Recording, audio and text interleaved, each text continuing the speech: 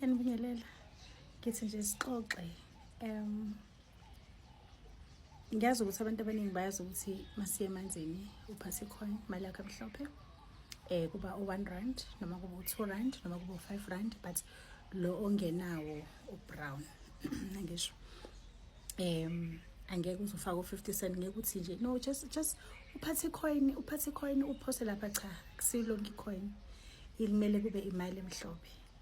Imali emhlophe iyona le eba nenhlanhla, that's why I mean evula inhlanhla noma iyona esisebenzisayo ngale because imali ecwebezelayo. Amunye uzothi then gogo why ngingayisebenzisi imali nje just as a coin, yabo, noma ngaba u5 rand sifuna le emhlophe. Imali emhlophe kufanele ngisho uyiphupha. Mawuphupha imali emhlophe uyazi ukuthi lalela sazokhala.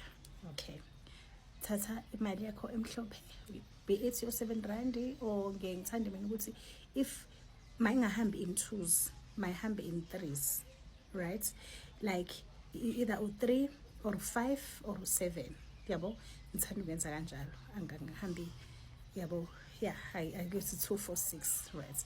So mhlawumbe uzofaka u1 noma uzofaka u3 noma uzofaka u5 noma uzofaka u7. Uyakhuluma laphayana, uyacela, uyabingelela. Why wenza kanjalo? Uyakhanyisa. Ukhanyisa ini? Asithi nje ivula ndlela. Kahle kahle ukhanyisa la yo universal umdawo. Umdawo wakho umdawo wakho, umuntu wakho wasemanzini or ithongo lakho lasemanzini. Ukhanyisela lona phela ukuthi likwazi nalo ukwazi ukuphakama phela ukuthi okay, na umntana ufikile, right? So yo umdawo, yo universal umdawo will go it's like exchange yemali. It's always seen as a form of irrespect, as seen also as a form of I acknowledge where you are, I acknowledge ukuthi uzothatha esakhe isikhathi and attend to me. So nami ngalokho enginakho ngicela ukuthi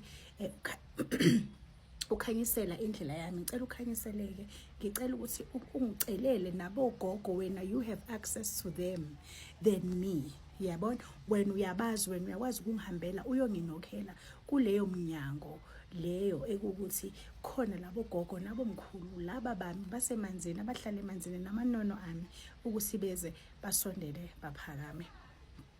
Phathaki benza kanjalo ke bese ke bafike ke bokhona bomkhulu na umntwana wenu uthi cela usinisondele, cela nizomlalela, unecelo, unekhalo, whatever it is, right? So phosile ama coins wakho ne. And then ngiyangithandeke mina ukuthi ngathi ungaphatha ama-sweet wakhiphe kwi-paper, right? Amanzini asiwafaki yebo lezi zinto ezinganccolisa amanzi. Khiphe nje kuphepha ufake lapha yana kunamandawo. I mean kunamanono. Those are your child spirits or your children's spirits. Abanye bazothi ilaba badlula bazothi 0 to 5 years. But mina I believe ukuthi laba badlula besase pure. I always say noma ngabe kuthiwa uhamba ubamba u16 years, you are pure. Azange uzube njanjana, azange uzonyathela ezintweni, azange uzuthinta uzophatha nje the purity, the purest of the pure, right? Mina ke ilaba engithi mina ene amanono. Okay, so the reason futhi ngisho kanjalo is because umnono uyakhula. That's why even makuthiwa mhlambe wenze like a cleansing, mhlambe your lost soul and what not, you know, sometimes kuba kuhle ukuthi yenza that cleansing ucabanga ukuthi okay, umntana wami wandlula mhlambe ena 5, by the time manje sekakangaka spiritually sekakhule sekangaka, ngeke uzothengela u5-year-old isikhathi sihambile, uzothengela u10-year-old. You get? So ezinye izinto mina ngiyangithanda ukuthi masibheke ngobu practical, yayibona. So uyaphosakela amasweet lapho ke amanono ngiyawathanda ke kakhulu. Amanono ave khuthele, amanono ave phapheme, amanono ayathumeka, amanono iwona futhi ezaqala. Futhi angisho mawuphosa lo sweet ibona bagijima kakhulu gogo basatotoba, bona basuke sebelana like that, and they are full of energy, and they are noma ngabe kuthiwa mhlambe lo mntana lo wamkhiphile what not or whatever, you right, but bayaxola man, bayaxola. The kids, just picture them as abantwana and how abantwana bangakhona in the physical, yabo.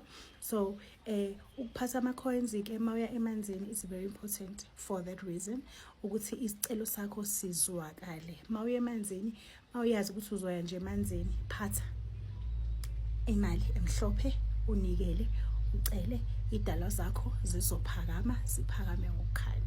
Mawuphethe utshwala, even better, utshwala obumhlophe ogogo, utshwala obovu amakhehla, noma ugayile nje, yabo babone ukuthi wenza i-effort. Yabo ezinye izinto nathi kumele siyibheke ngehlo lenyama, ukuthi omunye umuntu nawe, imagine umuntu ufika umuntu uyenza into ngenhliziyo emhlophe, uyayibona, wenza into uyabona ukuthi umuntu ufake i-effort, nawe you make sure ukuthi yazi uthini, ngizomlalela, ngizomnikeza isikhathani, and ngizom returner the goodness ayikhombisile kumina, yabo. So iloko nje bekuthanda ukudlulisa abantu abadala, ngiyidlelele nje lana ngithamile lelanga.